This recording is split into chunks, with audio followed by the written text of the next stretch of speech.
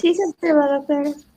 Listo, gracias. Bueno, la clase anterior terminamos de ver el capítulo 27, me parece que es todo lo que tiene que ver con relajantes musculares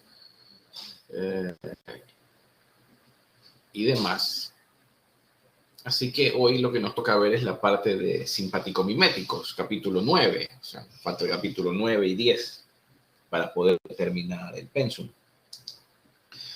Así que el capítulo 9 es un extenso capítulo que tiene que, o donde vamos a revisar los simpático-miméticos o drogas que tienen la capacidad de hacer agonismo sobre los diferentes receptores adrenérgicos, por eso se llaman agonistas simpático-miméticos, recordando un poco la mecánica de acción o el mecanismo.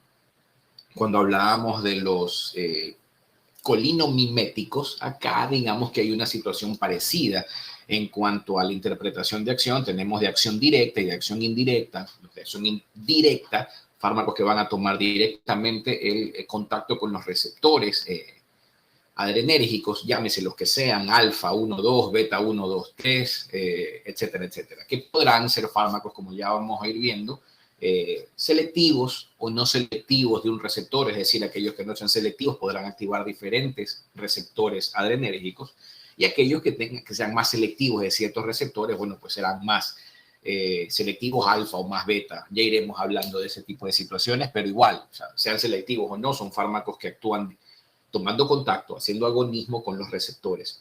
Pero también hay otro grupo de agonistas simpático-miméticos que no los veremos hoy, sino en la próxima clase, que es lo que nosotros llamamos que tienen una acción indirecta, porque si bien es cierto, no toman contacto con los receptores adrenérgicos, digamos que de una u otra forma favorecen la acción del neurotransmisor. Entonces, por el funcionamiento de la sinapsis adrenérgica, que aquí no hay una enzima que degrade a la norepinefrina, acá ya iremos analizando en su momento diferentes mecanismos de fármacos o de drogas que las mencionaremos hoy, pero las revisaremos la próxima clase, con los cuales el mecanismo del ligando natural norepinefrina se ve favorecido.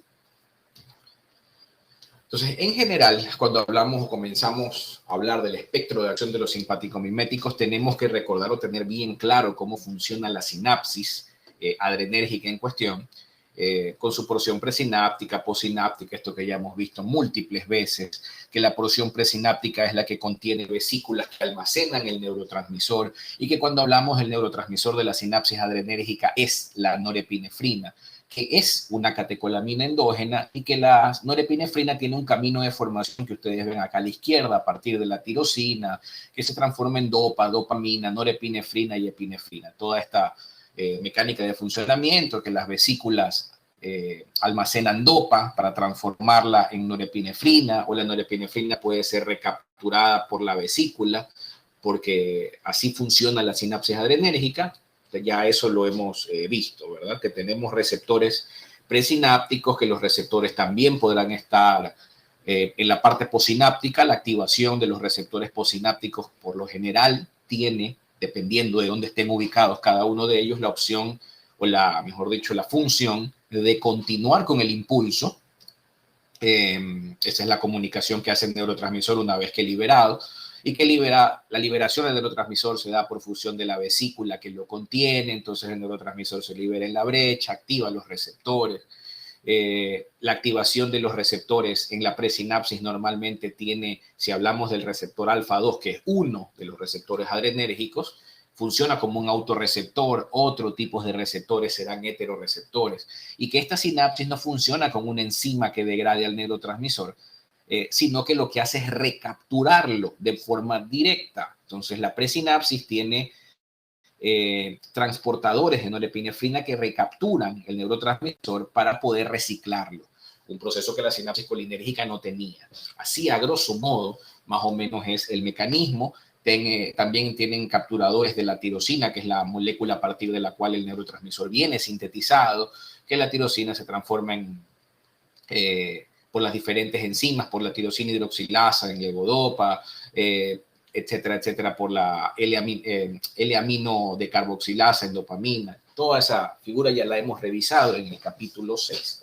Acá simplemente hago una remembranza, un recordatorio de cómo funcionaba esto, porque es importante, de hecho, el metabolismo de las catecolaminas acá, o sea, digamos que la secuencia de formación, y de hecho también el metabolismo, porque estas catecolaminas son consideradas catecolaminas desde la dopa, norepinefrina y epinefrina, tienen un metabolismo y tienen enzimas que se encargan de degradarlas. Eso es importante para poder, que obviamente no están en la brecha, ya iremos viendo porque sí hay un poquito de MAO acá, pero no está en la brecha, el punto es, que son la catecolometiltransferasa y la monoaminoxidasa. Entonces, es importante recordar y tener claro esto porque el funcionamiento de los fármacos, que vamos a ir revisando esta y la próxima clase, hacia allá apunta, al metabolismo de las catecolaminas, al neurotransmisor, a los receptores, etcétera, etcétera.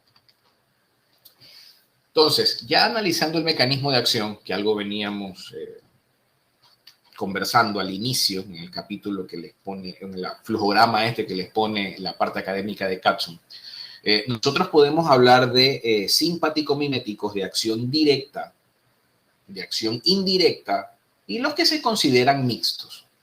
Los de acción directa podrán ser selectivos y no selectivos, independientemente de cuál sean. Si ustedes ven la lista de fármacos ahí, son drogas que tienen capacidad de actuar directamente o hacer agonismo sobre los receptores adrenérgicos. Llámese el que sea, ahí tienen algunas drogas que ya iremos revisando como ejemplos. Selectivos como la fenilefrina, que es el abanderado, la droga modelo, así le suelen los libros de farmacología definirlas. Selectiva alfa 1, la clonidina, que es lo selectivo alfa 2, la dobutamina, fármaco selectivo beta 1, terbutalina, un ejemplo de los múltiples agonistas selectivos del beta 2. O sea, estos son selectivos. Pero también tenemos fármacos que no son selectivos. Por ejemplo, la epinefrina, droga modelo ahí, que tiene la capacidad de estimular receptores alfa 1, 2, beta 1, 2, 3, todos por igual. No tiene selectividad por ninguna. La norepinefrina, que es muy selectiva de los receptores alfa 1, alfa 2, beta 1, no tanto del beta 2 y así. Pero son fármacos que obviamente actúan directamente con los receptores adrenérgicos, pero varios, tanto alfa como beta. Esto en la mecánica de acción directa. La mecánica de acción indirecta tiene que ver con fármacos que sin actuar directamente con los receptores van a favorecer la acción de la norepinefrina. Bien sea favoreciendo la liberación de la misma, como las anfetaminas. O sea, si yo hago que haya más norepinefrina en la brecha, estoy estimulando más los receptores adrenérgicos, sin actuar directamente con ellos. Tenemos el inhibidor de la recaptación, en el caso de la cocaína. Entonces, si yo bloqueo la recaptación de la norepinefrina en la brecha, estoy favoreciendo que la norepinefrina permanezca en la brecha, que es lo que se mencionaba aquí. Si yo bloqueo la recaptura, la norepinefrina queda más tiempo acá. Aquí no hablamos de degradación ni de nada, simplemente estoy bloqueando la recaptación. En el primer ejemplo yo hacía que se libere más, que eran los liberadores, los inhibidores de la recaptación. Y las otras dos mecánicas, que creo que las mencionaré al final, pero de estos hablamos muy poco, que tiene que ver con los inhibidores de metabolismo. Ustedes ya saben que hay dos enzimas que metabolizan por fuera de la brecha, que no actúan acá, a las catecolaminas, que son la monoaminoxidasa y la catecolometiltransferasa. Entonces, drogas que inhiban a la MAO o que inhiban a la catecolometiltransferasa van a favorecer o van a prolongar el tiempo de vida de las catecolaminas, entre ellas la epinefrina, la dopamina. Entonces, obviamente yo estoy favoreciendo la acción adrenérgica con este resultado, con esta acción o con esta mecánica. Y finalmente el híbrido, las mezclas entre los dos, el modelo en ese escenario sería la efedrina, lo que ven aquí en el centro. Un fármaco que tiene la capacidad de actuar directamente con los receptores alfa, beta, y que aparte de eso tiene mecanismos de acción indirectos. O sea, no solo estimula directamente la efedrina a los receptores, sino que favorece la acción del neurotransmisor de la sinapsis, es decir, la norepinefrina. En este caso es un agente liberador. Entonces, porque tiene las dos mecánicas, tanto indirectas como directas, se lo conoce como agente mixto, analizando más o menos el flujograma de acuerdo a la mecánica de acción de los fármacos. Habiendo entendido esta mecánica, entonces vemos cuál es la clasificación de las drogas simpático-miméticas. Ahí tenemos las de acción directa, las selectivas. Hace un rato en el flujograma veíamos ejemplos. Aquí ya tenemos lista de fármacos. Entonces, todos estos que son selectivos de los receptores alfa, ahí está marcado si son más selectivos alfa 1 o alfa 2, como la fenilefrina, la metoxamina, que son selectivos del alfa 1, o la clonidina, alfametildopa, la dexmetomidina, tizanidina, que es un fármaco que vimos recién en la parte de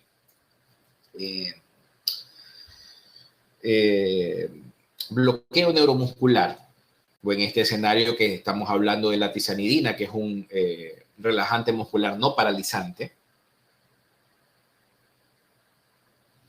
que tenía acción sobre el alfa 2. Bueno, ahí aparece nuevamente porque son fármacos que de alguna forma son un poco más selectivos del receptor alfa.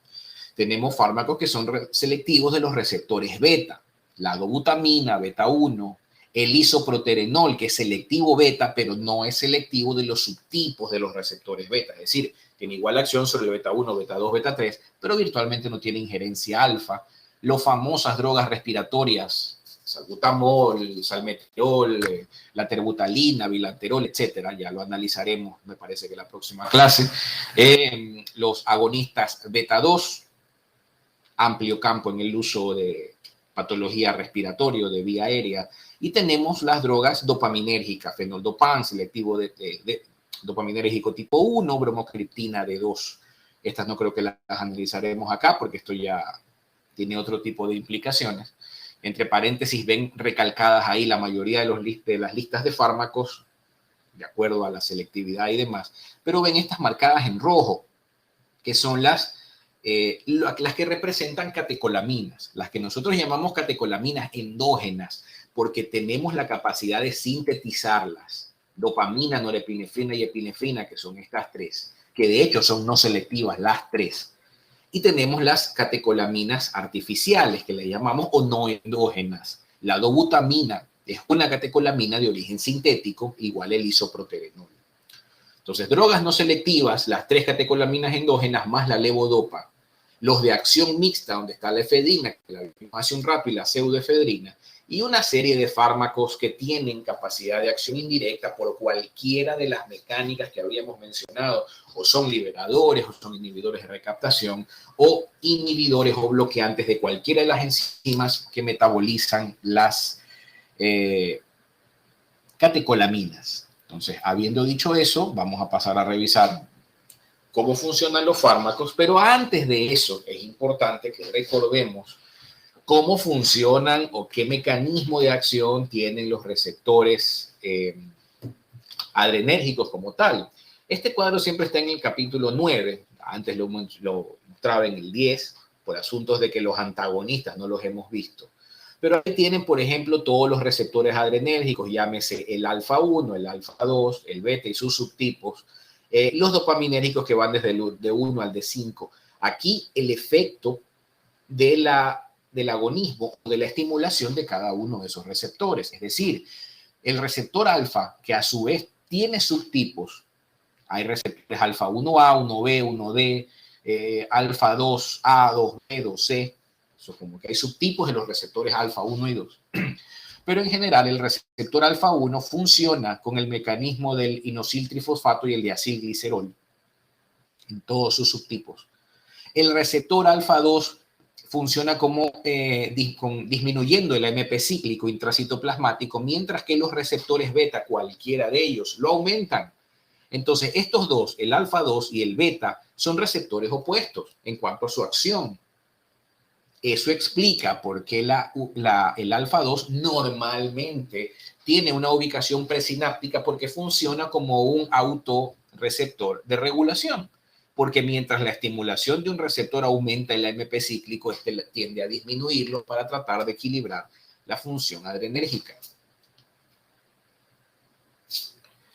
Tenemos los dopaminérgicos, que estos son el D1 y el D5, funcionan aumentando el AMP cíclico, mientras que el D2, D3 y D4 lo disminuyen. Es decir, los receptores dopaminérgicos son antagónicos entre ellos mismos, el D1 y el D5, contra el D2, D3, D4. Como ya vamos a ir viendo, estos son algunos de los ejemplos de las drogas que tienen acción o selectividad por cada uno de los receptores, y acá ven las drogas que se oponen a ellas, drogas que veremos la próxima semana. Llámese los bloqueantes alfa, bloqueantes beta,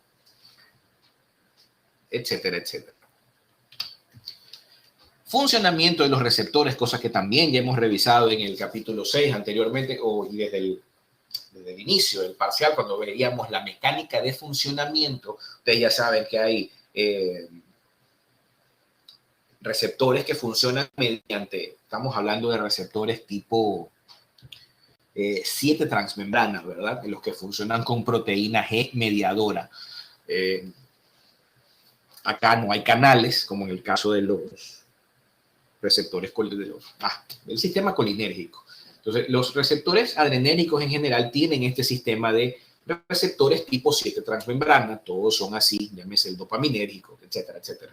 El punto es el funcionamiento interno intracitoplasmático. Algunos funcionan con la mecánica de la AMP cíclico, aumentándolo, disminuyéndolo, como ya vimos, y otros funcionan con el del inositrilfosfato. Esa mecánica interna ustedes ya la conocen desde el primer parcial. Aquí lo que estamos es poniéndole nombre al receptor en cuanto al funcionamiento, comenzando con el receptor alfa 1. Todos los receptores alfa 1, independientemente de su ubicación, cuando son activados por el agonista, sea cual sea que este sea, obviamente en la sinapsis, la mayoría del tiempo será la norepinefrina, funcionan como mediador proteína G. Todos los receptores 7 transmembrana lo hacen. En el caso del receptor alfa 1, la proteína G es una GQ, que al estimularse el receptor fosforila una porción de esa proteína G para que a su vez se transporte y active la fosfolipasa AC, que se encarga de degradar parte de los fosfolípidos que componen la membrana para producir sus dos componentes, el inositrilfosfato y el diacilglicerol. Diacilglicerol, que básicamente tiene como función activar la fosfoquinasa C, y el inositrilfosfato, que va a intervenir en la mecánica del mecanismo del calcio, como ustedes ya, intracitoplasmático, como ustedes ya conocen. Entonces, todos los receptores alfa 1 tienen ese funcionamiento, mientras que los receptores alfa 2 y los receptores beta son antagónicos, como ya había mencionado. El receptor beta, que ven aquí a la izquierda, y el receptor alfa, que ven aquí a la derecha, todos funcionan mediante o necesitan a la adenilciclasa. Y el receptor beta, otro sí que transmembrana, al igual que el receptor alfa 2, tienen su proteína G. En el caso del receptor beta es la GS, en el caso del receptor alfa 2 es la GI, que al activarse el receptor se fosforila en cuanto a su porción para activar la adenilciclasa, lo cual fosforila el AMP cíclico, lo cual incrementa esta cantidad en el citoplasma de la célula cuando el receptor beta, cualquiera de los receptores beta, es activado. La activación del receptor beta aumenta la actividad de la adenilciclasa y obviamente aumenta la cantidad de AMP cíclico para que toda la porción o toda la cadena de funcionamiento bioquímico intracitoplasmático funcione. Mientras que la activación del receptor alfa 2 lo que hace es lo contrario, fosforilar su proteína G para disminuir la actividad de la adenilciclasa y con eso disminuir el AMP cíclico. Favorecer el metabolismo de la formación de este y favorecer la acción de las fosfoquinasas que se encargan de fosforilar el AMP cíclico. Toda esa mecánica ustedes también ya la conocen. En el escenario de los receptores dopaminérgicos, otros que son 7 transmembranas, funcionan con proteína G igual. Aquí los receptores D1 y D5 funcionan activando la adenilciclasa como si fueran el receptor beta, en el ejemplo que acabamos de ver, mientras que los receptores dopaminérgicos restantes, es decir, el 2 y 3 y 4, también son 7 transmembranas, tienen su proteína G, actúan contra la adenilciclasa, pero esta para disminuir su acción, es decir, lo que acabábamos de ver con el receptor alfa 2. Entonces, en cuanto a su funcionamiento, el receptor dopaminérgico, 2, 3 y 4, se parece a la acción intracelular y todo lo demás del receptor alfa 2, mientras que los receptores dopaminérgicos de 1 y de 5 se parecen en cuanto a que aumentan, en cuanto al efecto, a eso me refiero, al receptor o a los receptores beta.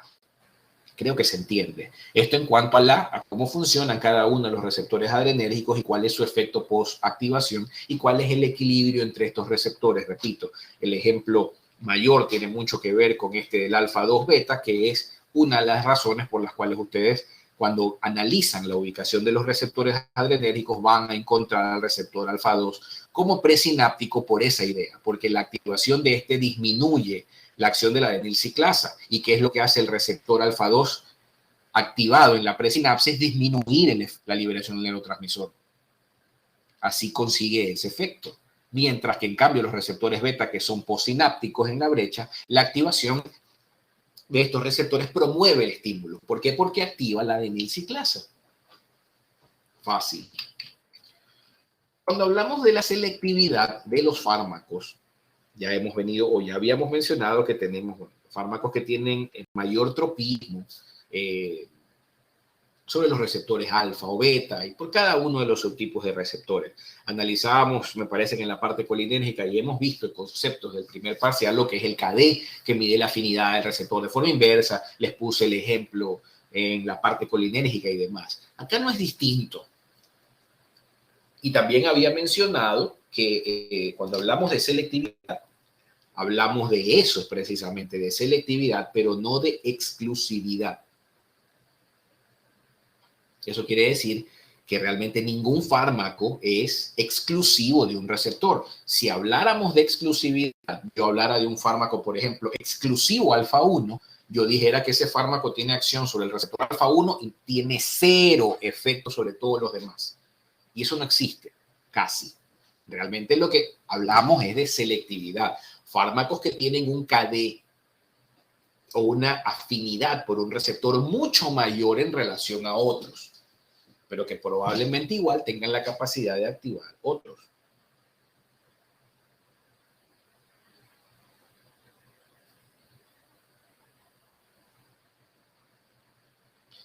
Entonces, por ejemplo, analicemos los agonistas alfa, las drogas selectivas de los receptores alfa, para que más o menos se entienda. La droga modelo es la fenilefrina, pero si yo analizo la selectividad de la fenilefrina o de la metoxamina, otro de los agonistas alfa, voy a ver que sí, la fenilefrina es selectiva alfa-1, pero también tiene efecto alfa-2. Y también tiene efecto beta. ¿Cómo? Y no que selectiva, sí, es selectiva. Es mucho más selectiva el receptor alfa-1, mucho menos, esto es mayor que esto, es más alfa-1 que alfa-2 y en general es más alfa que beta. Miren la cantidad de mayor que es así. Es una manera en la que Katsum trata de hacer la representación, por eso se los explico aquí. Entonces, obviamente la fenilefrina, probablemente si yo voy a medir el efecto beta, que sí lo tiene, pero tal vez sea farmacológicamente irrelevante por la mayor afinidad que tiene sobre el alfa-1. Creo que se entiende. En cambio, si yo analizo la clonidina, digamos que es una situación un poco inversa. Acá, en cambio, es más selectivo alfa-2 que alfa-1, pero no dice que la clonidina tenga cero efecto alfa-1. Lo que sí dice entre las dos, la fenilefrina y clonidina, es que en general tienen más efectos alfa que beta. ¿Ya? Entonces, por eso se las toma o analiza como selectivas. Si yo me pusiera a analizar el KD de cada uno de esos fármacos en cuanto al receptor, probablemente me diera cuenta de que como la afinidad del receptor es inversa, el KD de la norepinefrina, de la fenilefrina y de la clonidina, por cada uno de sus receptores, llámese alfa-1 la primera y alfa-2 la segunda, es muy baja para ellos y que la afinidad, el KD del receptor beta es altísimo. ¿Ya? Entonces, eso en cuanto a esa parte.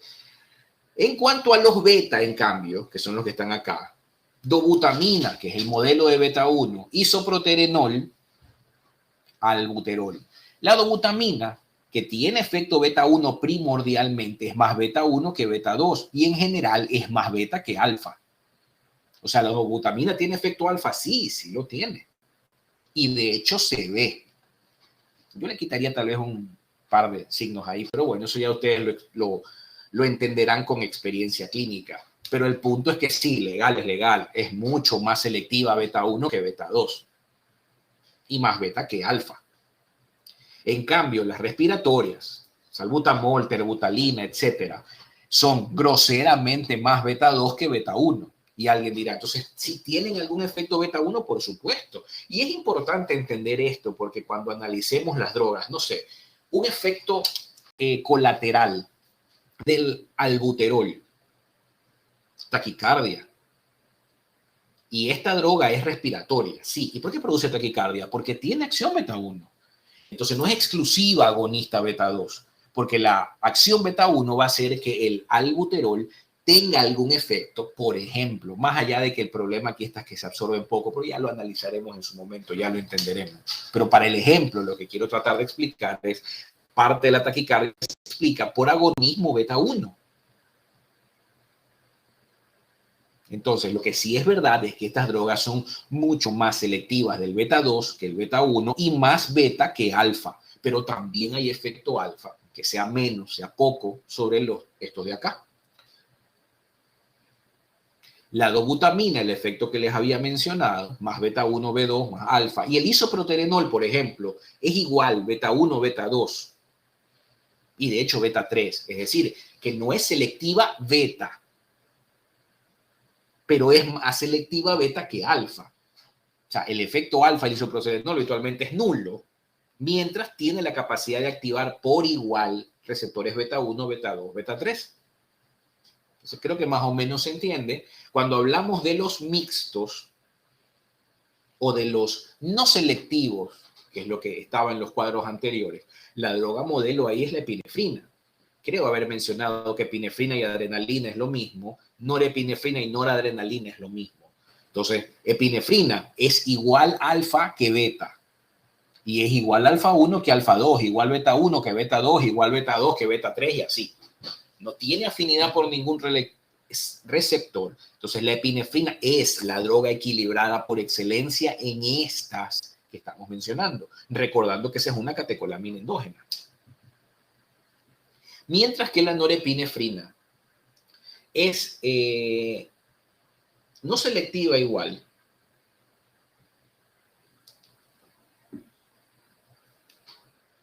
pero con discretas diferencias en relación a la epinefrina. Recuerden que la norepinefrina en la síntesis de las catecolaminas es el precedente. O sea, este es el paso final, pero en realidad el neurotransmisor de la sinapsis es la epinefrina. La epinefrina es la catecolamina de almacenaje, la que está guardada en la médula suprarrenal. Esa es la idea. Pero bueno, cuando analizamos la norepinefrina es igual alfa 1 que alfa 2. Es igual alfa que beta 1, pero es más beta 1 que beta 2. Es decir, estos tres efectos son virtualmente los mismos. En ese escenario es parecida a la epinefrina, pero tiene muchos menos efectos beta 2. Por eso, por sus características, por tener menos efectos beta 2, y recuerden dónde están ubicados los receptores, por favor. Entonces vamos a ver que cuando hablamos de un vasopresor, este es el vasopresor por excelencia. No es que la epinefrina no lo pueda hacer, pero este es por excelencia. ¿Por qué? Porque tiene menos efecto beta 2. Entonces solo podrá ser un efecto presor. Mientras que la epinefrina, por ejemplo, será la droga de elección cuando yo hable de shock anafiláctico, porque tiene la capacidad de funcionar como vasopresor y aparte tiene agonismo en los receptores beta para aquellos que hagan anafilaxia con compromiso respiratorio. Si yo en ese paciente colocase norepinefrina, yo mejoraría la presión arterial del shock anafiláctico, pero no la parte respiratoria, porque la norepinefrina tiene menos efectos beta 2. Por eso existe cada una de esas o por eso tiene indicación cada una de ellas en los escenarios que he puesto como ejemplos. Mientras que los agonistas dopaminérgicos, como la dopamina, que es no selectiva de los receptores dopaminérgicos, o sea, activa los receptores de 1, de 2, de 3, de 4, de 5 por igual, pero también tiene capacidad beta y también tiene capacidad alfa. Por eso antes hablábamos, hace muchos años, de cuando hablábamos de las drogas inotrópicas, que tenían efecto vasopresor, aparecía la dopamina y tenía indicación para los shock sépticos y diferentes tipos de shock.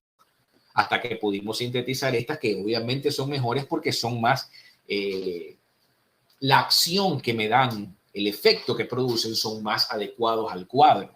Entonces aquí lo que hay que tener en cuenta es que cuando yo coloco dopamina como inotrópico, porque principalmente esta va a ser inotrópica, me imagino que por fisiología ustedes saben lo que inotrópico significa, pero también voy a tener efectos beta y efectos alfa. Y el fenoldopam, que es un agonista de los receptores dopaminérgicos, que tiene más efecto de uno que de dos. Esa es la manera de interpretar este cuadro cuando analizo la selectividad de los diferentes fármacos adrenérgicos o simpático-miméticos. Habiendo dicho eso, vamos a comenzar analizando las drogas, empezando por las no selectivas. Y si vamos a analizar las no selectivas, empecemos por aquella que es la equilibrada que venía mencionando, que es la epinefrina, o repito, noradrenalina, que es lo mismo.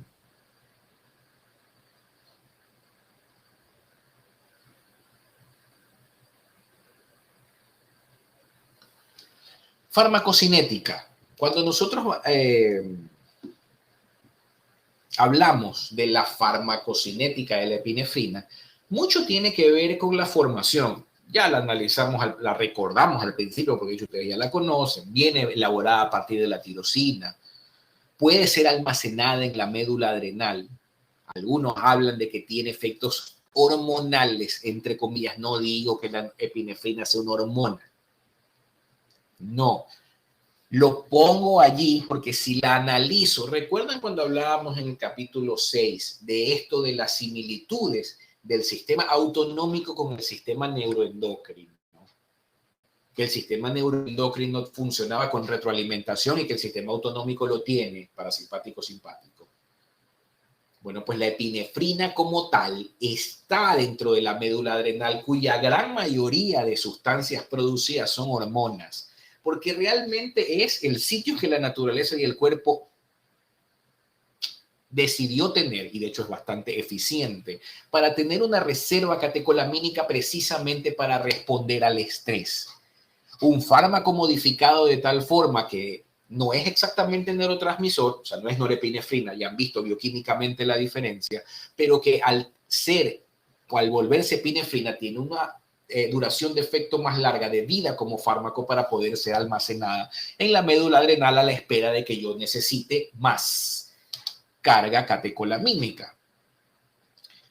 La epinefrina como tal y la nora tienen el mismo efecto, es inactiva por vía oral. ¿Por qué? Porque nosotros en el intestino tenemos catecolometiltransferasa. Si yo hiciese pastillas o tabletas de epinefrina o nora, esa nora sería rápidamente degradada por la catecolometiltransferasa intestinal y virtualmente se absorbería muy poco, es decir, tendría una biodisponibilidad muy baja. Y la otra es que yo tengo buenas cantidades de monoaminoxidasa en el hígado también. En el intestino también hay MAO. Pero entonces, si yo la absorbo, parte del fármaco que se logre absorber llegaría al hígado, se metaboliza por la MAO, entonces la biodisponibilidad virtualmente sería nula. Por eso solo existen en forma parenteral para aplicarse de forma intravenosa o subcutánea en el caso de la epinefrina para ciertas situaciones. Tienen pobre penetración al sistema nervioso central, así que se mantienen haciendo efecto en las sinapsis adrenérgicas periféricas. Es metabolizada o son metabolizadas todas estas. La epinefrina metabolizada por la MAO y la catecolometiltransferasa y tiene excreción urinaria no de forma directa, sino de sus metabolitos posterior al metabolismo en cuestión. Todo eso ustedes ya lo saben porque lo hemos revisado. ¿Cuál es la acción de la epinefrina? Y es un agonista alfa y beta, no selectivo. Lo único que sí tiene la epinefrina interesante para analizar es que el efecto es dosis dependiente, que no es selectividad, digamos que es un truco de la naturaleza. Interesante para analizar.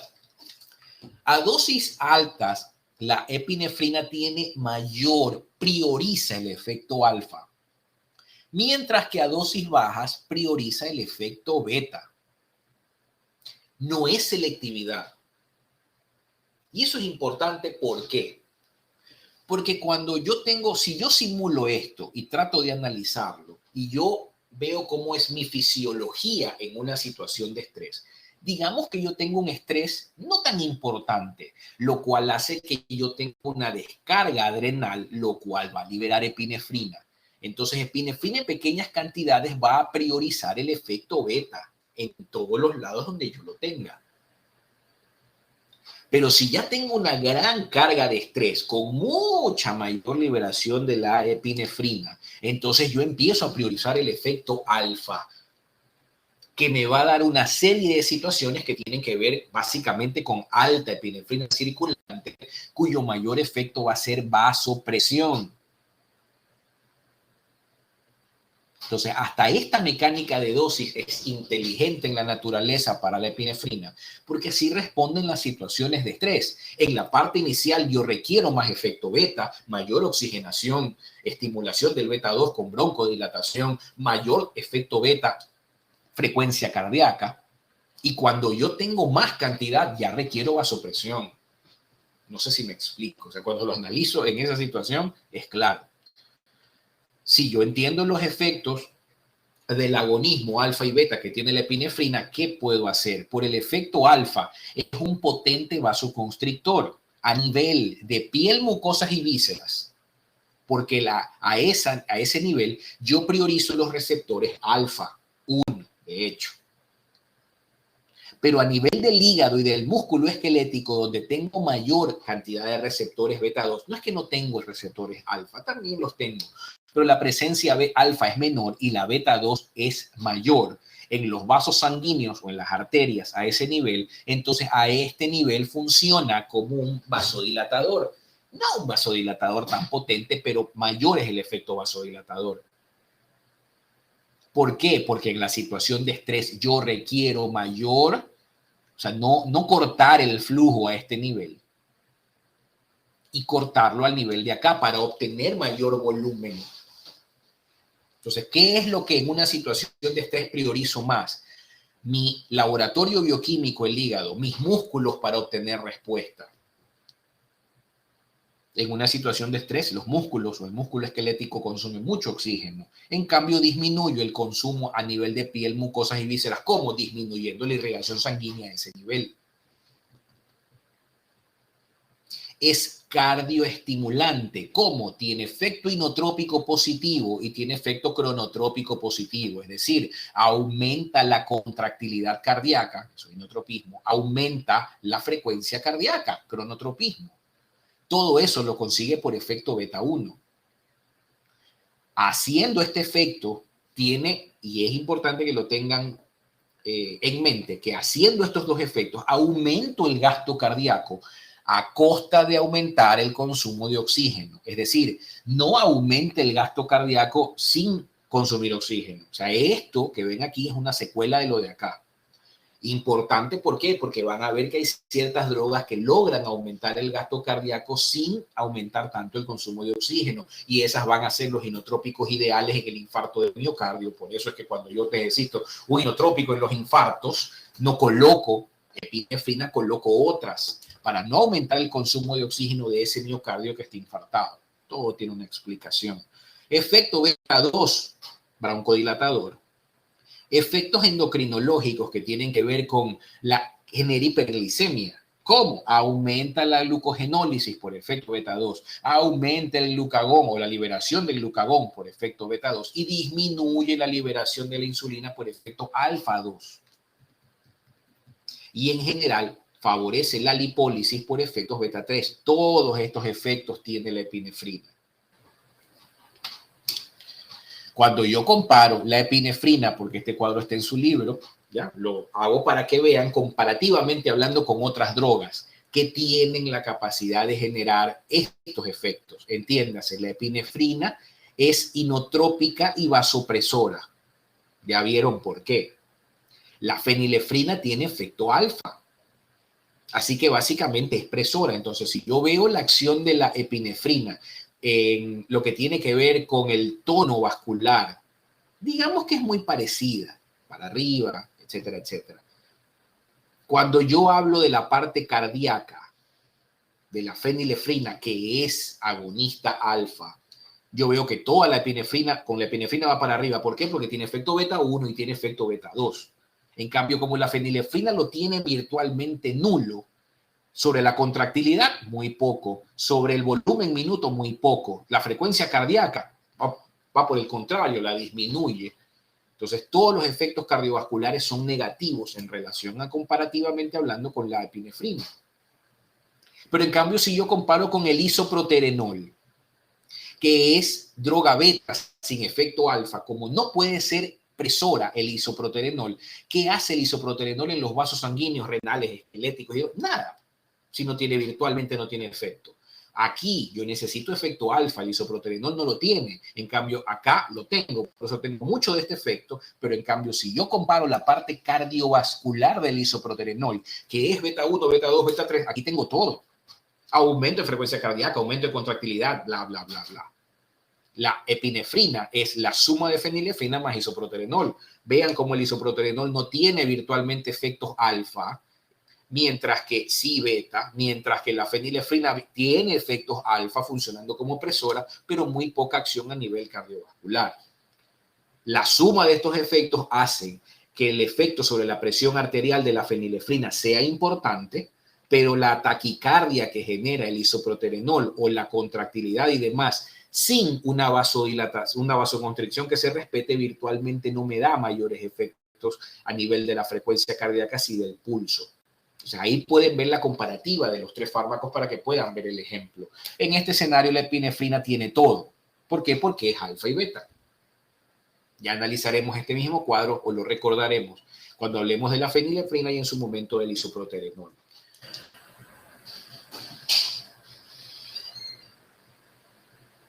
Entonces, mecanismo de acción, como recuerdo, de la epinefrina.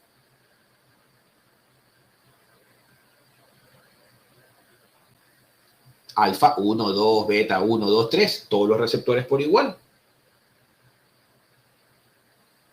Eso ya lo hemos visto. ¿Para qué se utiliza? Se utiliza como en la anafilaxia, ya les hice el ejemplo por qué, ya lo verán en su momento en terapéutica y demás, la aplicación de 0.1 a 0.4 o 0.5 de epinefrina es suficiente porque a dosis bajita me da prioritariamente efecto beta.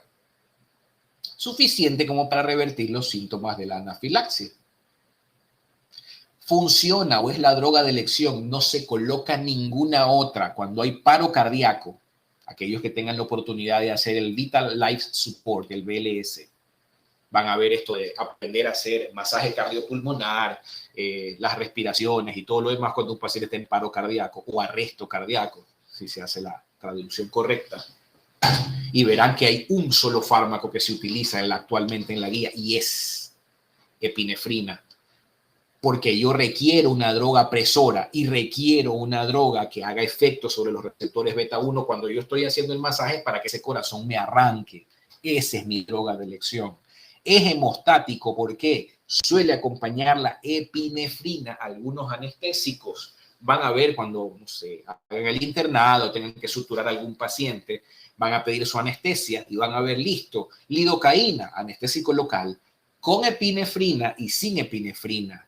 ¿Cuál es el objetivo de que el anestésico local, lidocaína o bupivacaína, algún otro, venga acompañado con epinefrina? Fácil. Si yo coloco localmente una dosis de anestesia, imagínense la figura en la que ustedes están de guardia y les llega ahí un paciente que lo han intentado robar y le han dado un golpe en la cabeza y viene con una herida sangrante. Dos situaciones muy puntuales. Yo voy a suturar, estoy ahí tratando de secar el sangrado y voy a coger mi punto, pero el paciente sangra. Entonces yo he colocado ahí mi anestésico y el paciente está que sangra, anestésico que yo coloco, favorecer el sangrado, que el sangrado activo favorece que él se distribuya más rápido y así el efecto se vuelve más corto. Entonces, el anestésico combinado con epinefrina lo que hace es generar, al inyectar el anestésico, una vasoconstricción local con dos motivos. Uno, disminuir el sangrado de mi herida. Y dos, retener el anestésico ahí y disminuir la distribución del anestésico para que no se vaya tan rápido y así darme tiempo a que yo haga la sutura. Por eso la epinefrina ayuda, viene combinado con algunos anestésicos. Hay otras situaciones en las que a mí me interesa colocar el anestésico local sin la epinefrina, por eso tienen una presentación que no tiene epinefrina cuando a mí no me interesa disminuir sangrado y ese tipo de cuestiones. La epinefrina viene solamente en forma parenteral y tópica, también hay algunas opciones de epinefrina tópica. La acción es muy corta y bueno, ¿cuáles serán los efectos tóxicos? Muy de la mano de cuáles son los receptores que active. Hipertensión arterial, efecto alfa-beta, taquicardia, aumento de la vasoconstricción, arritmias por efecto beta. Puede generar una vasoconstricción tan marcada que puede derivar en infarto de miocardio y en stroke, o en infarto, o en cardiopatía. En eventos cerebrales isquémicos, se denomina stroke, y el edema pulmonar. Entonces, esto como efectos tóxicos de la epinefrina en cuestión. Norepinefrina, mismo elaborado de la tirosina, un paso antes, es el neurotransmisor de la sinapsis adrenérgica que ustedes ya la conocen. No existe por vía oral porque se metaboliza por la MAO y la COMT, no penetra el sistema nervioso central. Excreción urinaria en cuanto a sus metabolitos, muy parecido a lo que la epinefrina tiene. El mecanismo de acción es que es un agonista alfa, exactamente igual, alfa 1 o alfa 2, y tiene mayor efecto beta 1 y beta 3, menos efecto beta 2. No es que no tiene efecto beta 2, es mucho menos si yo comparo el efecto beta 1 o beta 3 de la norepinefrina, es mucho mayor en relación al beta 3. Pero aún así, virtualmente tiene acción sobre 4 de los 5 receptores adrenérgicos. Por eso se lo considera igual simpático mimético directo no selectivo. Es potente vasoconstrictor. ¿Por qué? La ausencia del efecto beta 2. Recuerdo que ustedes saben que en los vasos sanguíneos debería haber receptores alfa, vasoconstrictores, y receptores beta 2, vasodilatadores. La misma norepinefrina circulante tiene efecto alfa y beta 2. ¿Por qué? Porque si en una descarga adrenérgica yo libero norepinefrina desde mi glándula adrenal, mi epinefrina va a tener que circular. Si circulara epinefrina que va actuando sobre todos los receptores alfa del endotelio vascular, tendría yo la vasoconstricción con aumento de presión arterial producto de la liberación de norepinefrina. Para que eso no pase, va estimulando los alfa y va estimulando los beta 2 en los vasos sanguíneos, generando un equilibrio de fuerzas que hace que el vaso no se cierre tanto. En cambio, la norepinefrina es eminentemente vasoconstrictora porque al carecer o al tener menos efecto beta 2, la norepinefrina circulante hace prioritariamente el efecto vasoconstrictor. Creo que soy claro. No activa tanto el beta 2, entonces no tengo fuerza que se oponga a la acción alfa, entonces su acción circulante es eminentemente vasoconstrictora. Tiene el efecto cronotrópico positivo beta 1, pero al carecer del efecto beta 2, y recuerden que los corazones nosotros tenemos receptores beta 1 y también hay beta 2, porque el beta 2 es un refuerzo del beta 1. Al no tener esa acción beta 2, cae un poquito en relación a la epinefrina como cronotrópica, porque sí, o sea, poniendo beta 1 hay frecuencia cardíaca. Pero eso suele ser superado por acción varorrefleja y eso ustedes lo van a ver cuando algún día funcionen o vean la administración de estos fármacos, van a ver que cuando un paciente recibe norepinefrina, taquicardiza. Pero esa taquicardia, pues, hay pacientes que reciben infusiones de norepinefrina en terapia intensiva porque están chocados por los demás. Sabes que la reciben 10 minutos, la reciben por mucho tiempo. Y ustedes van a ver que esa taquicardia inicial, con el paso de las horas, empieza a disminuir. Porque hay acción varorrefleja compensatoria debido a la ausencia del efecto beta 2. Es inotrópica positiva también, o sea, efectos que se obtienen más del efecto beta 1. En ese escenario, como es eminentemente vasoconstrictora, es la droga de elección en shock cuando yo necesito aumentar la presión arterial.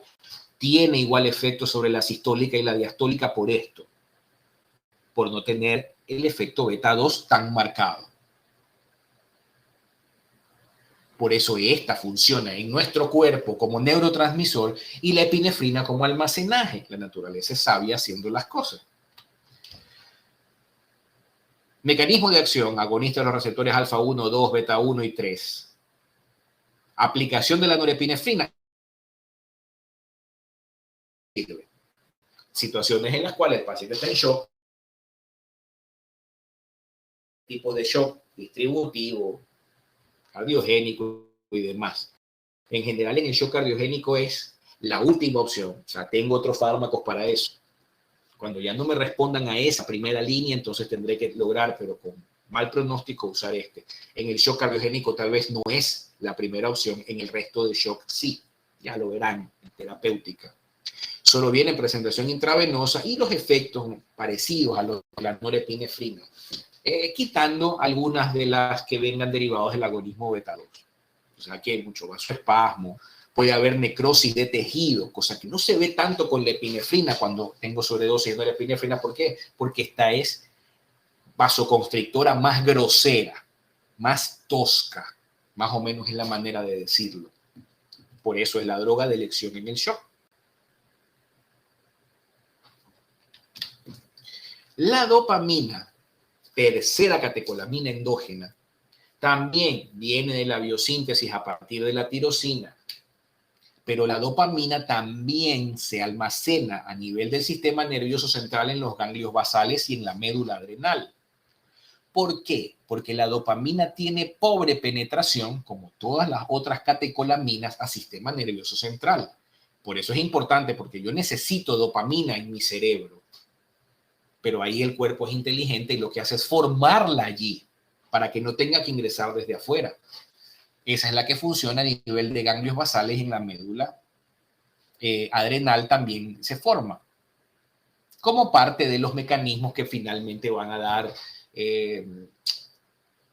la biosíntesis de la epinefrina que se almacena allí y demás. Inclusive esta aglomeración de la epinefrina a nivel de ganglios basales me da una enfermedad cuando esa cantidad de dopamina disminuye, sobre todo a nivel de la sustancia negra, que es la enfermedad de Parkinson. No hablo de la dopamina periférica, la que está por fuera del cerebro. Cuando los niveles de dopamina a nivel del sistema nervioso central disminuyen, yo tengo la enfermedad de Parkinson. Ya verán, eso en neuro. Es neurotransmisor, precursor inmediato de la norepinefrina. La primera catecolamina endógena, la primera en la síntesis que va a tener opción de estimular receptores. Porque la levodopa no lo hace y la tirosina, bueno, pues tampoco. También es inactiva por vía oral porque tiene metabolismo por la COMT y la MAO y tiene excreción urinaria asimismo de sus metabolitos, no de forma directa. Yo cuando tengo que hablar de sobreproducción de catecolaminas por ciertas enfermedades, lo que intento es determinar sus metabolitos en orina.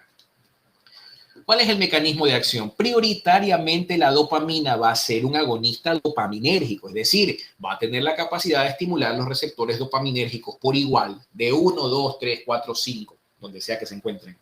Pero también tiene un efecto alfa y un efecto beta. No es tan potente como el de la norepinefrina, ni como el de la epinefrina, pero el punto es que lo tiene. Por eso, cuando yo coloco una infusión de dopamina en un paciente para las situaciones que ya les mencionaré, yo puedo ver efecto alfa y puedo ver efecto beta. Muy dosis dependiente. En general, habiendo mencionado eso, ¿cuáles son los efectos de la dopa? Es un vasodilatador renal, esplácnico, coronario y cerebral por efectos dopaminérgico 1 o D1. Cuando funciona a dosis bajas. La dopamina es dosis dependiente. A dosis bajas es vasodilatador de todos estos. A dosis bajas es natriurético, es decir, favorece la diuresis, funciona como diurético por eliminación o inhibe la reabsorción del sodio a nivel de los túbulos, favorece la eliminación del sodio, el sodio arrastrado, entonces favorece la diuresis a dosis bajas. Favorece la liberación de norepinefrina, en donde cuando tenga receptores D2 como heteroreceptor de la sinapsis adrenérgica. Y a dosis altas funciona como vasoconstrictor porque tiene efecto alfa. Dosis dependiente, necesito aumentar mucho la dosis de la dopamina para empezar a ver efectos alfa y beta que se respeten.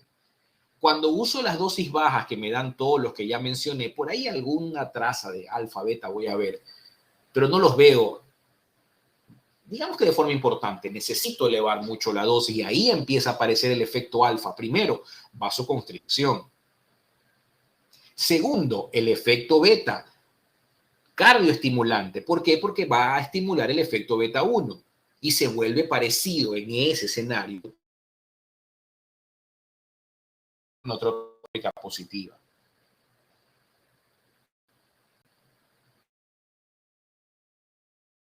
Eminentemente es más conocida como inotrópica, más indicada para el shock cardiogénico, pero como tiene efecto alfa, no tan marcado, pero lo tiene también esta, consigue aumentar el gasto cardíaco, lo aumenta, pero a costas de consumir oxígeno, algo parecido a lo que la epinefrina hacía, pero aún así, esta lo hace menos que la epinefrina.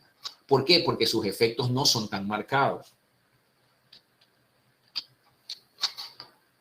Mecanismo de acción de la dopamina, agonista dopaminérgico, receptores, y de ahí alfa 1, 2, beta 1, 3. Tiene poco efecto beta 2, pero estos efectos alfa beta son pocos cuando yo la comparo con la NOR y con la otras dos en cambio que no tienen acción dopaminérgica, perdón. Esta como tal, cardiogénica,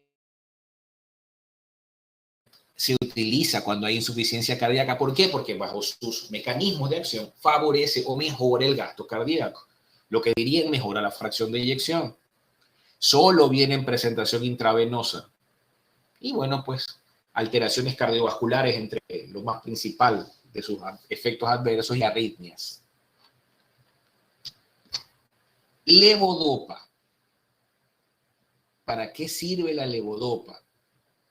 La levodopa es un agonista dopaminérgico y de hecho, si yo me pongo a ver la secuencia de formación, la levodopa es el precedente de la dopa. ¿Y cuál es la importancia de administrar un fármaco que sea precedente de la dopa? Porque el nervioso central, cuando ya lo vieron, entonces cuando yo pongo una infusión de dopamina, yo tengo los efectos dopaminérgicos, alfa, beta, los que veníamos mencionando, pero todos por fuera.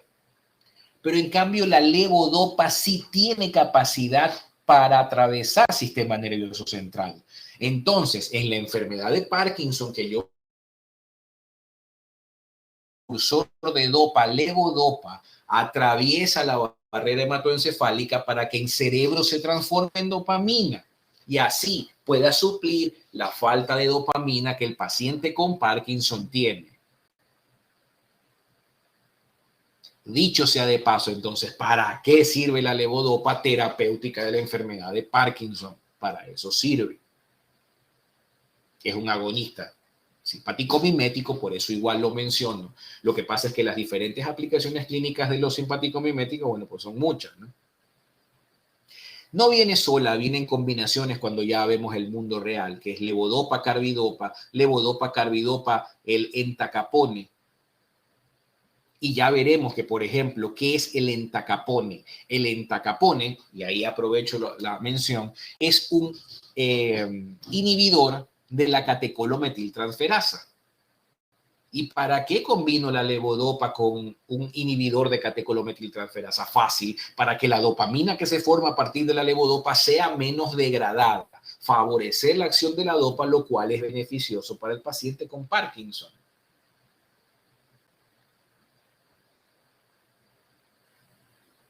¿Y qué es la carbidopa? La carbidopa existe en esta combinación fácil, inhibe la conversión periférica de levodopa en dopa. Garantizo que la mayor cantidad de levodopa posible llegue viva para que atraviese el sistema nervioso central y se convierta ya en dopa. Esas son las combinaciones para el Parkinson, pero básicamente la que hace la magia, la que va a convertirse en dopa es esta. Las otras dos son drogas. El entacapone protege a la levodopa de metabolismo y la carbidopa protege a la levodopa de metabolismo periférico.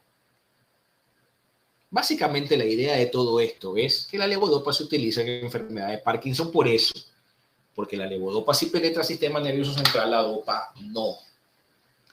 Dobutamina. La dobutamina es la primera de las catecolaminas sintéticas que vamos a revisar. Una mezcla racémica de dos isómeros. Ustedes ya saben lo que es un isómero, positivo y negativo, lo que es lo mismo, levógiro y dextrógiro.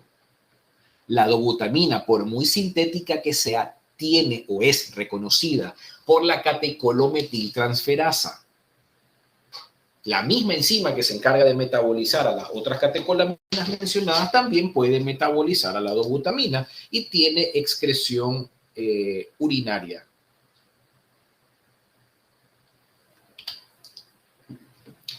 ¿Cuáles son los mecanismos de acción de la dobutamina? Interesante analizarlos porque habría que ver cuál es la mezcla de sus isómeros.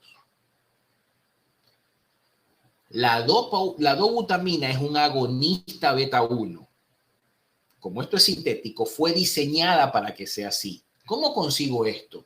El isómero positivo o dextrógiro es agonista beta 1, pero es antagonista alfa. Si yo solo diera esta fracción, ¿yo tendría el efecto beta 1? Sí. Pero también tendría bloqueo alfa. Y el bloqueo alfa generaría, por ejemplo, a nivel de vasos sanguíneos, vasodilatación o disminución del tono, lo cual no me conviene en el escenario en el que yo voy a usar la dobutamina. Por eso, para que sirva, es combinada con su isómero levógiro, que es agonista alfa 1, para que en esta mezcla el agonismo alfa 1 del isómero levógiro neutralice el antagonismo alfa 1 del isómero dextrógiro y me quede en suma resta con este efecto. Y es bastante obvio por qué necesito esto, porque la dobutamina eminentemente es conocida como inotrópico cardioestimulante, es decir, aumenta mucho el inotropismo, aumenta el cronotropismo, la fracción de eyección y el gasto cardíaco, pero no lo hace a costa de aumentar significativamente el consumo de oxígeno. ¿Por qué? Porque básicamente el efecto beta 1 va a inferir sobre la frecuencia y sobre la capacidad contráctil con mucho menos efecto beta 2, virtualmente sin efecto alfa, porque se neutralizan entre sí. Tampoco tiene efectos vasculares. La mezcla de esta situación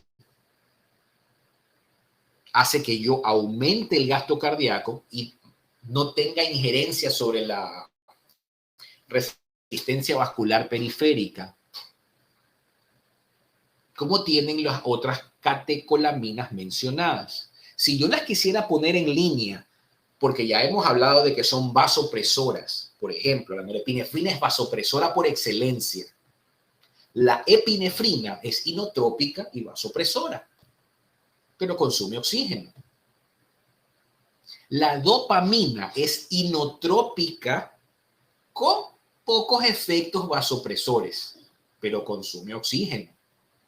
La dobutamina es eminentemente inotrópica, sin efectos presores y por ende no tiene mayor consumo de oxígeno. Entonces, en el shock cardiogénico, dopa, dobuta la cabeza, dopa, ya verán en qué indicaciones se pone cada una. Norepinefrina en los shocks donde yo tenga evidentemente problemas vasculares con hipotensión y demás. Y la epinefrina para las indicaciones que ya les dije. Esa es la razón por la que existan cada uno de estos, que son los 4 que digamos que tienen aplicaciones en el mundo aún muy difundidos. Epinefrina, norepinefrina, dopa y dobuta. Nos falta el isoproterenol, que ya lo mencionaré, que virtualmente se usa ya cada vez menos. Pero bueno, para terminar con la dobuta, entonces, tiene las acciones mencionadas con el mecanismo de efecto que ustedes ya saben, a partir de la activación del efecto beta 1, el efecto beta o todos los receptores beta incrementan la cantidad de adenina ciclasa citoplasmático de las células. Inotrópico por excelencia o inotrópica, donde tiene indicación infarto, shock cardiogénico de cualquier etiología virtualmente y insuficiencia cardíaca. Viene en presentación IV, asimismo no vienen presentaciones orales. El isoproterenol que recién mencionaba es otra de las catecolaminas sintéticas, la otra que existe. Tiene metabolismo hepático pulmonar, también es reconocido por las enzimas que metabolizan catecolaminas y tiene una excreción urinaria que va del 50 al 80%. Agonista beta no selectivo de los receptores beta, pero sí es selectiva beta. No sé si me explico. Si comparo alfa beta, es selectiva beta. Pero ya cuando veo el efecto beta per se puro, no es selectiva de los receptores beta, es decir, puede estimular los 3. Básicamente se habla de una droga agonista beta con muy pocos efectos alfa. ¿Y qué es lo que puede hacer? Es vasodilatador eminentemente porque tiene efecto beta 2. Al carecer de efecto alfa, no va a poder ser una droga presora. Es cardioestimulante, inotrópica positiva, cronotrópica positiva por agonismo del beta 1, aumenta el gasto cardíaco, pero no lo hace de una manera tan eficiente porque disminuye la presión arterial diastólica, sin efecto sobre la presión arterial sistólica. La suma de esto no es tan conveniente bajo ciertas circunstancias. Así como la dobuta era inotrópica puntualmente, la idea de que exista básicamente era conseguir un fármaco que sea útil en la parte respiratoria por el efecto beta 2 y que virtualmente sea inotrópica, pero lo cual no resulta muy. Esta, de todas las que hemos visto, es la que podría ser utilizada como broncodilatadora. No genera tanta hiperglicemia comparada con la adrenalina. ¿Por qué? Porque esta aumenta la glucogenólisis, sí, aumenta la glicemia. Aumenta la liberación del glucagón por efectos beta 2, sí, también aumenta la glicemia, pero no disminuye la insulina. Entonces, al no disminuir la insulina tiene la capacidad para palear, no es que bloquea, pero palea, por eso esta no genera hiperglicemia. Efecto sobre la lipólisis por el efecto beta 3 que se no, también lo tiene, mejor dicho, el isoproterenol. Ahí estaba el cuadro este que habíamos comparado, la epinefrina que tiene todos los efectos, la parte alfa, la parte beta, entonces obviamente esta es presora, inotrópica. El isoproterenol virtualmente lo que de alguna forma se hubiera considerado es inotrópica. Muy pocos efectos en la suma y resta relevante sobre la presión arterial por la carencia del efecto alfa. Entonces, el isoproterenol como tal es agonista beta 1, 2 y 3. Tiene efectos cardiovasculares inotrópicos y es broncodilatador. O sea, esos eran los dos efectos que se querían conseguir. Droga que se utilice en el asma, droga que se utilice como cardiotónico, o sea, como inotrópico. Sí, tuvo su tiempo en el mundo, todavía existe, de hecho, para situaciones puntuales.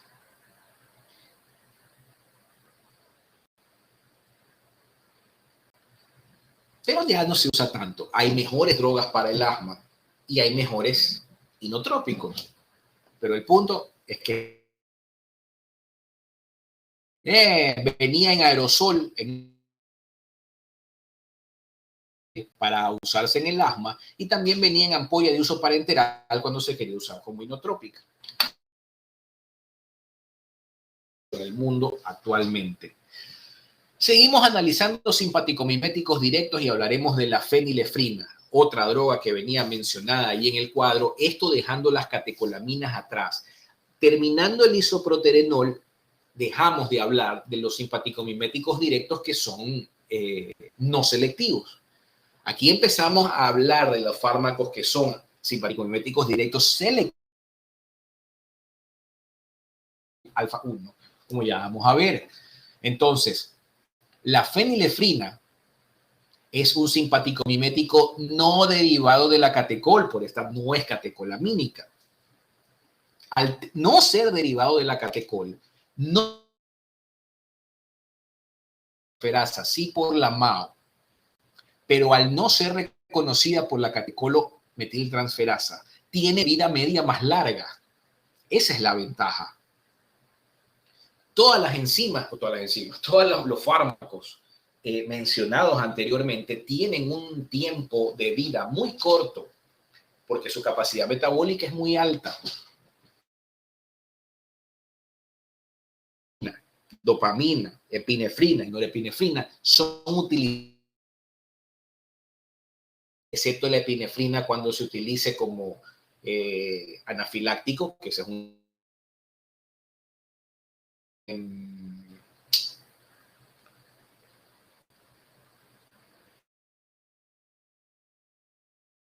¿ya? Pero cuando se utilizan los efectos inotrópicos vasopresores / todos los otros fármacos vienen en infusiones por eso, porque tienen vidas media cortas.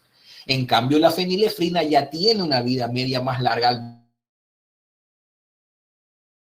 Igual, esta sí existe Bioralo, que tiene biodisponibilidad medio mediocre de 38% y hasta el 86% del fármaco se excreta en orina. Ya habíamos visto en ese cuadro que les mencioné al principio que la fenilefrina es agonista selectiva alfa 1, alfa 2. O sea, tiene efecto alfa 1 más que alfa 2. Por ahí algún efecto alfa 2 medio tapiñado tiene. Y virtualmente nulos efectos beta. Recuerden que aquí venían los mayor que y aquí el beta. Eso virtualmente, farmacológicamente es irrelevante, pero igual se menciona. Sus efectos son eminentemente alfa, sobre todo 1, lo cual implica que la fenilefrina es un vasoconstrictor. Aumenta el tono vascular, aumenta presión arterial diastólica, aumenta presión arterial sistólica. Genera midriasis por estímulo alfa 1, contracción del músculo radial del iris. Y también se utiliza como descongestionante nasal por efecto alfa a nivel de los vasos sanguíneos del plexo nasal. Genera una vasoconstricción local para disminuir el flujo sanguíneo y así disminuir el edema de la zona que hacen los pacientes ante las reacciones alérgicas. Ese es el típico mecanismo de defensa de hiperreactividad de la mucosa ante alergenos y demás. Cuadro comparativo que ya me hemos visto de la epinefrina. La fenilefrina tiene prioritariamente efectos vasoconstrictores, no inotrópicos.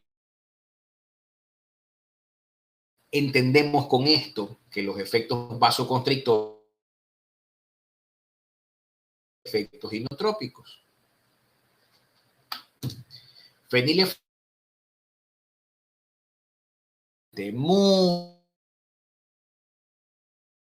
se utiliza como descongestionante nasal por efecto alfa 1 a nivel del plexo nasal, como les había mencionado.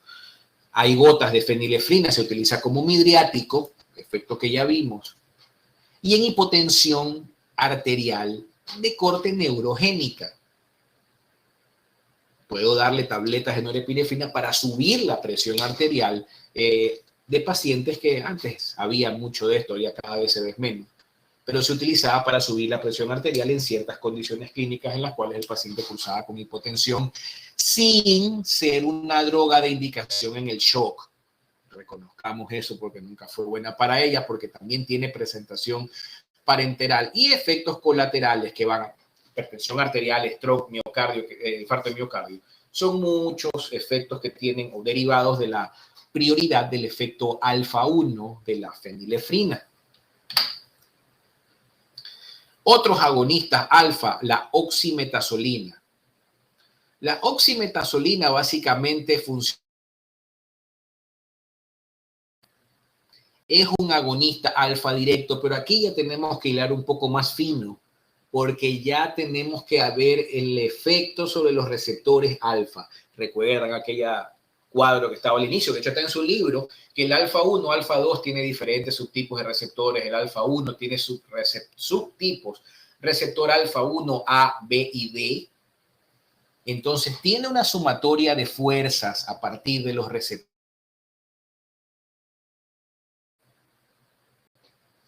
2A, que tiene mayor efecto a ese nivel que el alfa 1A, 2B, que el 2D, fuerzas intrincadas entre sí, van a hacer que virtualmente sea muy puntual en cuanto a su efecto, y lo que va a generar es una vasoconstricción no lo suficientemente potente para ser sistémica. Por eso viene en presentaciones tópicas estos inhaladores que se utilizan como gotas nasales, dispersadores nasales, para usarlo como descongestionante nasal. Pero la oximetazolina es otro fármaco que debería, o sea, que tiene efectos selectivos alfa, subselectivos. Función clínica que tiene es esta de ser descongestionante nasal. Otros agonistas alfa 1, la amidodrina y la metoxamina.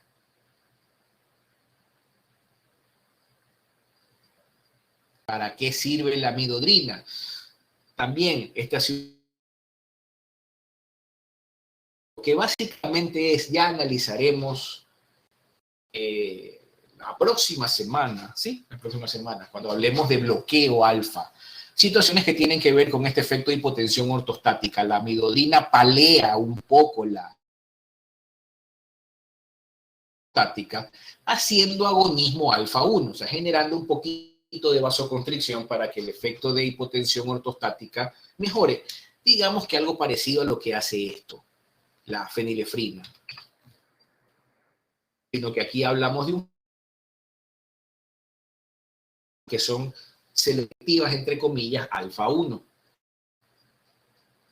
La metoxamina, misma figura, cuestión que la midodrina, que se utiliza básicamente para estados en los que el paciente cursa con estados de hipotensión arterial y yo quisiese revertirla. Entonces, básicamente ambos fármacos están diseñados para incrementar la presión arterial basal del paciente cuando yo así lo necesite.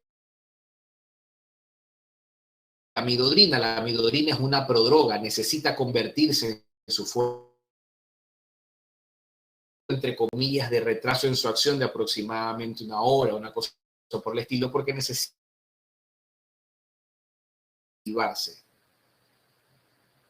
Aquí, normalmente por el bloqueo de esa situación simpática de cambios de presión, de la respuesta autonómica, de los cambios posturales a la presión arterial, en el intento de mencionar los estados hipotensivos puede generar hipertensión supina, que es lo que se llama.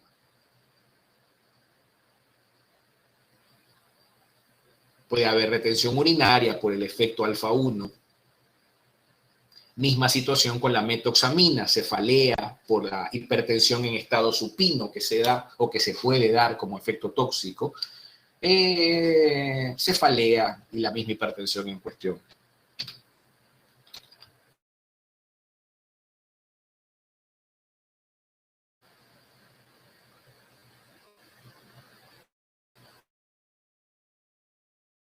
Agonistas alfa 2, la droga modelo ahí es la clonidina, que es el fármaco que tiene la capacidad para activar selectivamente los receptores alfa 2. Algún efecto alfa 1 tiene, aunque es muy pobre. Ustedes ya saben dónde están ubicados los alfa 2 como tal. Básicamente la activación de estos receptores disminuye la respuesta simpática. ¿Por qué? Por la ubicación de autorreceptor de los receptores alfa 2, con todo lo que eso conlleva. Activando el receptor alfa 2, que recuerdan que estaba en la presinapsis, se disminuye la liberación del neurotransmisor. Este efecto disminuye la presión arterial. Por eso la clonidina es, porque de hecho sigue siendo, más allá de que ya no tengamos nosotros clonidina aquí en el mercado por situaciones que no lo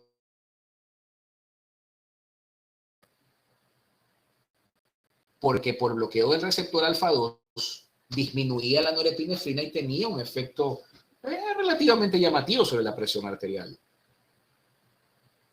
También se utiliza como parte de la terapéutica de los síndromes de abstinencia, porque el paciente con síndrome de abstinencia, cuando ustedes lean síndrome de abstinencia, si ven los síntomas de un paciente con síndrome de abstinencia, van a ver ansiedad, taquicardia, hipertensión arterial y una serie de cosas que viene por el efecto simpático excesivo que ese paciente tiene producto del retiro de determinados fármacos. Todo ese efecto excesivo yo lo bloqueo con un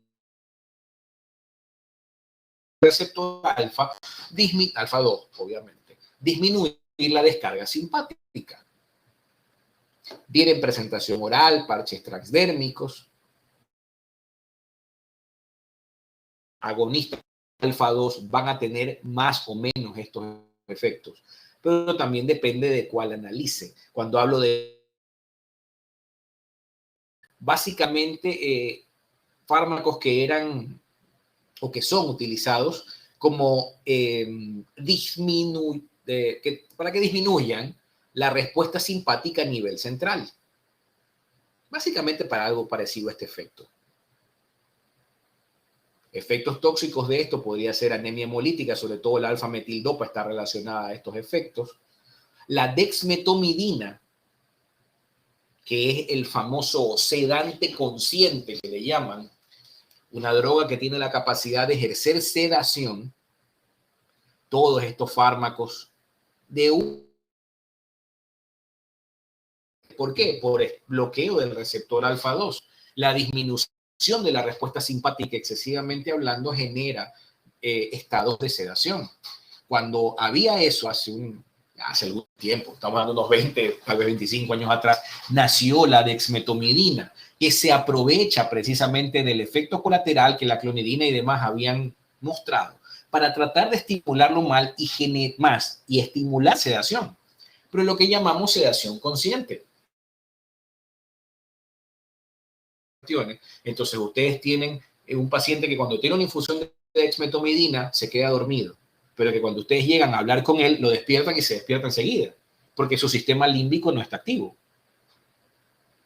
Solo se le da un efecto que le genera una sedación tan profunda que hace que se quede dormido. Esa es la dexmetomidina, que la casa farmacéutica que la hace cuando la promueve como fármaco, hace esto de la sedación consciente, le llaman por eso. Y la tizanidina, que es un relajante muscular sin la capacidad de generar parálisis. Hablo de de las drogas para disminuir la contractura muscular y demás, etcétera, etcétera. Ahí estaba la tizanidina,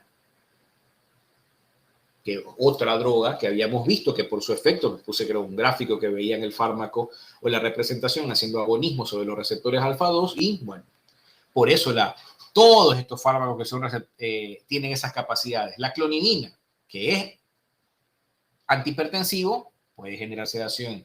La alfa-metildopa puede generar sedación. La tizanidina, que es un relajante muscular, genera sedación. Y no es que por tizanidina que yo me la tomo me voy a quedar dormido. Pero muchos relajantes musculares tienen ese efecto colateral de que el paciente les dice, ay no doctor, lo que pasa es que yo me tomo esa droga y me siento todo aguado, como que me da sueño, etcétera, etcétera. Depende del mecanismo de acción del relajante muscular. Tiene razón. La sedación es por disminución de la respuesta simpática o por ser un simpaticolítico con agonismo de los receptores alfa 2. O sea, si genera simpaticolítico, ¿cómo? Activando el receptor simpático. Sí, el único cuya acción o cuya estimulación disminuye respuesta, que es el alfa 2. Esa es la razón de aquello. ¿Alguna pregunta hasta allí, jóvenes?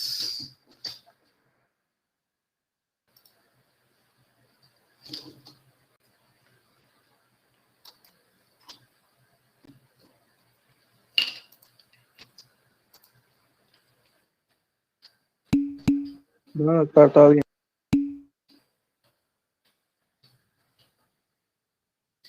Bueno, si no hay ninguna pregunta, hasta ahí vamos a llegar a la clase de hoy. Creo que nos pasamos incluso con 2 o 3 diapositivas, pero bueno, eso hará un poco más corta la siguiente clase.